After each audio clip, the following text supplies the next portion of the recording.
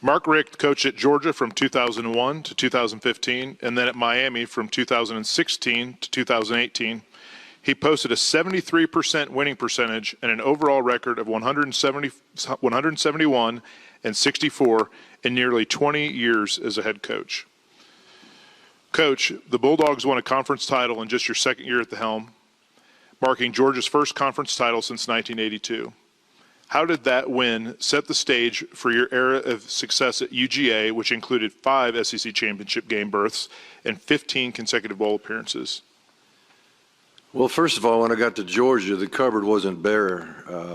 Coach Jim Donnan did a great job of recruiting athletes there at Georgia. So I want to give him some credit for that, because you got to have the players to get it done.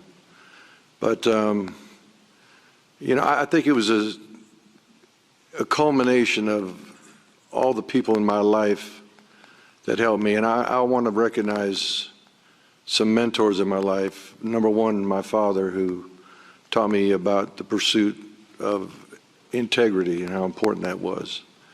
And then my high school coach, Roger Coffey, who really helped me learn how to really truly love the game of football. And then Coach Schnellenberger at Miami, my college coach, I learned more football from him in the time I was there than I did my entire life. Just so thankful for his leadership. Then on to my first coach who I coached under was Coach Bobby Bowden. And the fact that he taught me a different way of motivating. You know, some people motivate through fear and intimidation, and he motivated through love and compassion. And everybody loved him for that reason, and I love him for teaching me that and also leading me to Christ in 1986, the greatest decision I ever made. And then moving on to Georgia to be under the tutelage of the great Vince Dooley at Georgia. So it was an amazing run for me to be under that type of leadership. And it was the things that I learned from them that we, you know, attributed to our success at Georgia. I mean, when I left Florida State and went to Georgia, a lot of times when people are a first-time head coach, they draw from all their experiences at all the different places they were at. Well, I was at one place. I was at Florida State for 15 years, so we just did it the Bobby Bowden way, quite frankly, when I first started out at Georgia.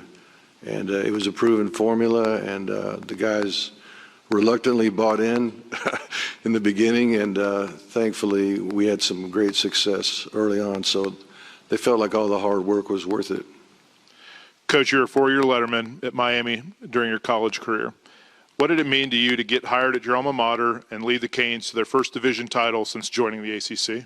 It was a great honor. I mean, I took the job at Miami not so much because it was my school, but because I thought they could win. I knew they could win. I knew Miami had already proven they could win.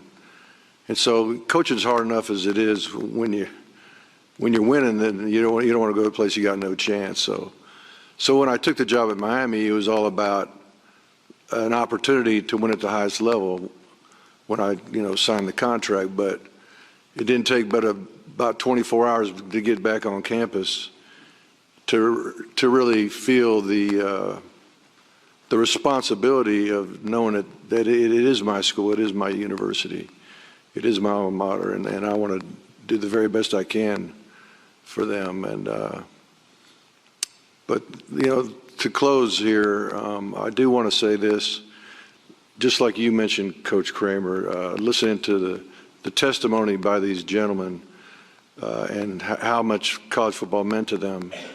I think football is the greatest team sport ever invented. We were even talking about different sizes of players and different skill sets of players. It's amazing the diversity of talent that everybody has to do their job to have success. And you got these big offensive linemen, these skilled running backs, and all that. And then a lot of times at the end of the game, you got about a 125-pound kicker that's going to decide who wins and loses.